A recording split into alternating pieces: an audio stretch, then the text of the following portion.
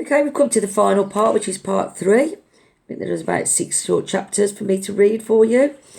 So this is part 3, and what I would like you to do is just to write a couple of sentences, a short paragraph that sums up part 2 for me, please. And as per usual, you can send that to me via email. Part 3, the machine, what changes you. Chapter 32, here goes. Wild Boy closed his eyes. He breathed in deeply, scrunched them tighter, but still he saw Clarissa staring at him from that balcony, her eyes glaring and accusing. We were partners, they seemed to say. We could have caught the killer, but you betrayed me, and now look what's happened. The hooded man had stolen the tower steamboat, and it had taken vital minutes for the gentleman to requisition another from a passing waterman. Marcus Bishop had selected his 5 best men, and they'd set off in pursuit. Wild Boy feared they were already too late. Rain lashed against him as he stood at the front of the boat. It was the middle of the morning, but the sky was dark as night. Gaslights blinked on the riverbanks, and thunder rumbled overhead. He wiped wet hair from his eyes and scanned the river for the tower's vessel. There were dozens of ships on the water, steam ferries, coal barges, and trading clippers moored side by side, their tall masts creaking and swaying. Moving between them all was frustratingly slow. Wild Boy wanted to yell at the gentlemen, but he knew they were doing everything they could. 3 of the men shoveled coal into the furnace, and brown smoke belched from the steamboat's funnel. Marcus came up beside Wild Boy.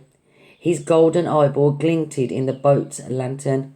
This would be easier if you told me who we are after, he said. Who we are after? At least Wild Boy knew that now, but he couldn't tell Marcus the killer's identity. He didn't know for sure if he could trust him. Was the gentleman's main concern saving Clarissa or finding the killer's machine? I've just realised that I never asked your name, Marcus said. It's Wild Boy. No, I mean your real name. His real name? He remembered all the times he'd dreamed of being someone else, but not anymore. He knew now that he wasn't just a freak. He was different, and for the first time ever, he was glad to be. My name's Wild Boy, he said firmly. Marcus smiled. Well then, Wild Boy, we have a killer to catch, a friend to save, and your name's to clear. Are you ready for it? He was ready, all right. In the hectic few minutes after the hooded man escaped, Wild Boy hadn't only solved the mystery of the killer's identity, he'd also devised a plan to save Clarissa. It was risky, dangerous, but his friend was relying on him. The boat's funnel lowered as it slipped under the sleek stone arches of London Bridge. Through the rain, he saw St Paul's Cathedral squatting like a monster over a sprawl of lanes and alleys that ran from the river. Beyond, a bright orange light flared into the sky as if a huge bonfire was raging in the heart of the city. Bartholomew Fair, Wild Boy said. That's where the killer's gone. It hadn't been hard to work that out. The hooded man knew him, or at least knew of his abilities. The killer had known Professor Wollstonecraft too, so he must have lived with them at the fair. That also explained one of the clues on Clarissa's list. Marks on killer's hood, lived in place with low ceiling. The hooded man lived in a caravan. They drew close to the riverbank, and a jetty crammed with steamboats taking people to the fair. Fights had broken out among the captains jostling for space.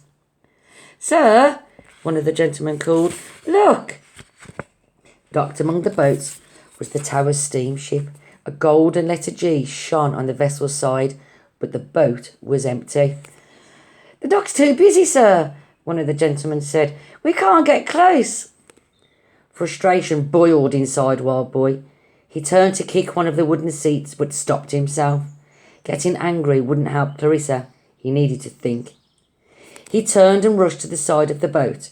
Upstream, a rickety tavern leaned over the river, propped up by beams that jutted from the bank. The mouth of a large sewer stuck out beneath, trickling brown slush into the swirling water. "Steer over there," Wild Boy said. "We can get to the fair underground." The gentleman hesitated, reluctant to take orders from a boy. He looked to Marcus, who gave a slight, almost imperceptible nod of his head. "Do what he says," he ordered. With a belch of smoke, the boat turned. The paddle wheel churned through the murky water as they drew nearer to the bank. The men manoeuvred the vessel so its bow poked beneath the tavern's overhang, kissing the mouth of the sewer. Wild Boy leaped into the tunnel from the boat and signalled for the others to follow. "Hurry!" One by one they came across. Crouching low, they followed Wild Boy into the reeking dark. Marcus limped behind him, one hand on his cane, the other pressed against the tunnel wall. "You know this fair well?" he asked. Bartholomew Fair. Wild Boy knew it well enough. Through a grill, he saw the dense mass of people cramming the street above. It was like a glimpse into hell, everyone pushing and barging, screeching and swearing. A man spat blood into the gutter. Medicine men sold potions from trays. A fire eater belched flames into the driving rain. Around a dozen travelling fairs came together for this last and largest show of the season. Shops, stalls and stages filled every available space from the river to West Smithfield, the square where Wild Boy's Fair usually pitched. That, he knew, was where he needed to reach. That was where he'd saved Clarissa. Ahead, a slant of grey light broke the dark. An island of bricks rose from the sewage where part of the tunnel wall had collapsed. "We can get up through here," he said. "We should come out close." He crawled through the hole and into a dingy chamber. It was some sort of cellar, with rotten walls and crumbling stone stairs. It reminded Wild Boy of the place where he'd hidden with Clarissa and Sir Oswald. That seemed a long time ago now. Strengthened by the memory, he climbed the stairs to an abandoned shop. A shell of smashed glass, cracked mirrors and broken brick. Light shone in thin streams between the wooden planks of the boarded-up entrance.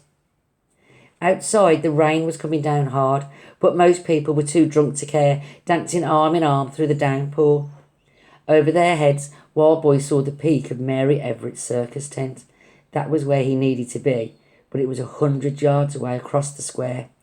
There was no way he'd get through these crowds, not with the reward on his head. Marcus emerged from the stairway. Wild Boy saw the man's fingers tighten around the top of his cane and knew the pain in his knee had grown worse. "We're too far out," Wild Boy said. "We'll have to get back down, find another way."